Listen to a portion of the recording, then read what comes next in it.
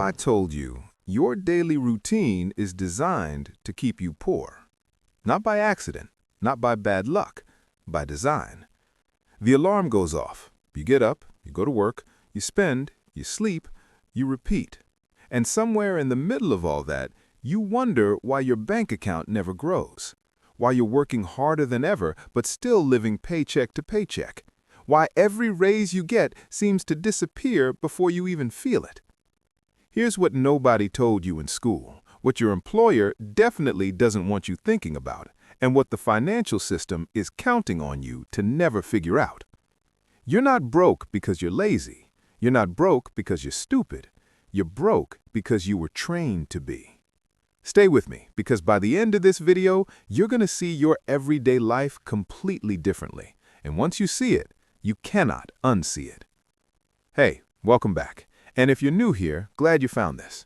I'm going to say something today that might make you uncomfortable, but uncomfortable is exactly where change begins. Let's get into it. Let me paint you a picture that probably sounds familiar. You grew up being told there was a path, a safe path. Study hard, get good grades, go to college, land a stable job, buy a house, pay your bills, retire at 65. Sound familiar?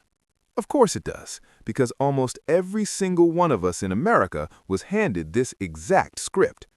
And here's the thing, it's not a bad life, it's a decent life, a comfortable life, but it is not a wealthy life.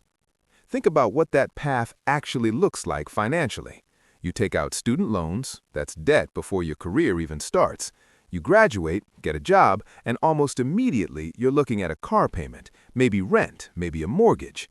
Every milestone on the safe path comes with a new monthly obligation, a new EMI, a new bill. Study, borrow, work, owe, repeat. Now, here's the question nobody ever asked you. Who benefits from that cycle? Not you. You're spending decades paying interest to banks, insurance companies, and lenders. You are not building wealth. You are servicing debt, while someone else builds wealth off your payments. The safe path looks safe because it's familiar, but familiar and financially free are two very different things, and that's just trap number one.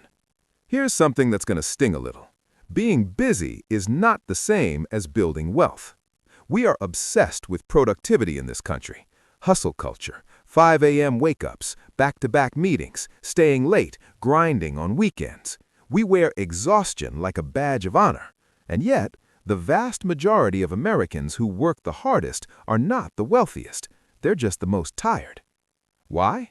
Because there's a fundamental difference between being productive for someone else and building something for yourself. When you go to work every day, your productivity, your skill, your time, your energy generates value, real, measurable value. But the system you work inside is structured so that most of that value flows upward, to your employer, to shareholders, to people who own the business, not people who run it. Your company doesn't reward you for creating wealth, it rewards you for creating output. There's a huge difference. Output keeps the machine running. Wealth means you own part of the machine. Now, I'm not saying your job is bad. I'm not saying your boss is evil. I'm saying the structure itself is designed to compensate labor and reward ownership. And if all you ever do is sell your labor, you will always be in the labor tier, no matter how productive you are. Working harder inside the system isn't the answer. Understanding the system is. All right, let's talk about where your money actually goes, because this one is uncomfortable. The average American earns more today than any generation in history. Adjusted for most metrics, wages have gone up, and yet savings rates are near historic lows. Household debt is near historic highs. Where did the money go? Here's the loop. You get paid. Before you even see your full paycheck, taxes come out. Then rent or mortgage, then your car payment, then insurance, car, health, life, then subscriptions, Netflix, Hulu, Spotify, Amazon Prime, your gym you don't go to, your meal kit you forgot to cancel, then food, gas, a dinner out because you worked hard and you deserved it, and then there's nothing left to invest. This isn't a coincidence. The entire American consumer economy is engineered around one goal: keeping your money in motion, away from you and towards businesses. Every subscription is a tiny leak. Every upgrade, the new phone, the new car, the new whatever, is a bigger leak. The lifestyle creep is real, and it's relentless. Every time your income goes up, the marketing machine is right there, ready to convince you to upgrade your life to match. And here's the psychological trick behind all of it. Spending feels like living. Saving feels like sacrifice. So we spend, we consume, and we stay exactly where we are. The wealthy don't live this way, not because they're cheap, but because they understand that every dollar that leaves their hands is a dollar that stops working for them. This next one might be the most uncomfortable truth in this entire video. Think about how promotions actually work at most companies. You don't get promoted for being the most creative. You don't get promoted for questioning the process. You don't get promoted for suggesting that the whole system could be done differently. You get promoted for being reliable, consistent, compliant, for following the process well, delivering on time, not making waves, and making your manager look good. In other words, you get rewarded for obedience. Now, think about what that trains you to do over time. Year after year, you learn that the way to get ahead is to keep your head down and do what you're told. You learn that the rules are set by other people, and your job is to operate within them. You learn that ambition without permission is dangerous to your career. And slowly, quietly, you stop thinking like an owner and start thinking like a permanent employee. You stop asking what you could build and start asking what your boss needs. This isn't malicious, it's just how organizations function. But the side effect is brutal. Decades of conditioning that trains your brain away from independence and towards dependency, away from leverage and towards compliance. And the entire time, you're being paid just enough to keep you coming back, not enough to make you free, just enough to make leaving feel risky. That's not a conspiracy, that's just incentive design, and it works perfectly.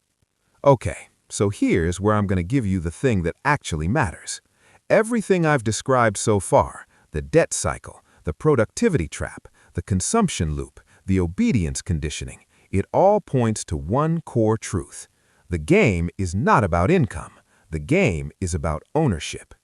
Wealthy people don't just earn more, they own things that earn for them. Assets, businesses, real estate, investments, intellectual property, systems that generate income whether they show up to work or not. Here's a comparison that will make this click. Person A earns $150,000 a year from their job. They spend most of it, save a little, and have no assets. Person B earns $80,000 a year from their job, but also owns a rental property, has an investment portfolio, and has a small online business on the side. Their assets are generating an additional $30,000 a year passively. In 5 years, who's wealthier? Not even close. Person B. And the gap widens every year as their assets compound. The rich get richer not because they work harder, but because they own things that grow in value while they sleep. Now here's what gets me. This concept, ownership, leverage, compounding assets, it's not secret, it's not complicated, but it is almost completely absent from the education system. It's never discussed at your job orientation. Your employer has zero incentive to teach you how to stop needing your employer. You weren't taught this because the system functions better when you don't know it. A workforce that understands wealth building is a workforce that eventually stops being a workforce. So, the question becomes, now that you know, what do? You start small. You cut the consumption leaks. You redirect even a small amount, $50, $100 a month, into assets instead of expenses. You start thinking about ownership, an index fund, a side income stream, a skill that can generate revenue outside your job, something you own. You stop trading all of your time for all of your money. You start using some of your money to buy back your time. It's not a revolution, it's a mindset shift. But that shift, that one change in how you see money, is the difference between staying in the cycle and eventually getting out of it. I want to leave you with something. The system doesn't need you to fail. It just needs you to stay exactly where you are. And as long as you follow the script, go to work, spend your paycheck, pay your bills, feel too busy to think differently, it works perfectly for everyone except you. But here's the thing about scripts. You can put them down. The fact that you watched this video to the end tells me you're already thinking differently, and thinking differently is how it starts. If this hit different for you, share it with someone who needs to hear it.